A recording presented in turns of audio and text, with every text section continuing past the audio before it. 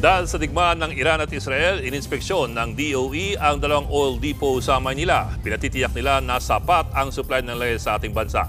Nasa frontline na balitang yan si Ian Suyu. Sa gitna ng giyera sa pagitan ng Israel at Iran, nag-inspeksyon ang Department of Energy sa dalawang oil depot sa Maynila. Layon nitong siguruhing sapat ang supply ng langis sa bansa na karaniwang nanggagaling sa Middle East. Ayon sa ahensya, ni-require nila ang mga kumpanya ng langis na magsumite ng 30-day inventory ng krudo, habang may 15-day mandatory inventory naman sa mga produktong petrolyo. Ibig sabihin, kahit walang dumating sa Pilipinas ng supply, walang delivery sa atin, kasi wala naman tayong source dito na local eh. Pag nag-import tayo at wala nang papasok na importation, in 15 days, meron pa rin tayong supply.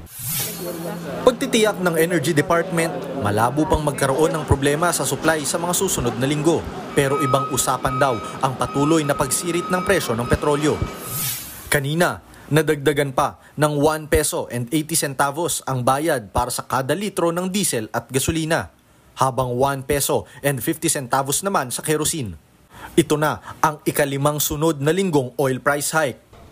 Sa ngayon, nasa $73 ang presyo ng bawat bariles sa international market. Pero kung aakyat yan at patuloy na magtataas sa $80 kada bariles, nakahanda na daw na maglatag ng subsidy program ang bawat ahensya, kabilang na nga ang Department of Energy. At tutulungan daw nila na pangunahin ay ang mga sektor ng transportasyon, pati na rin ang agrikultura.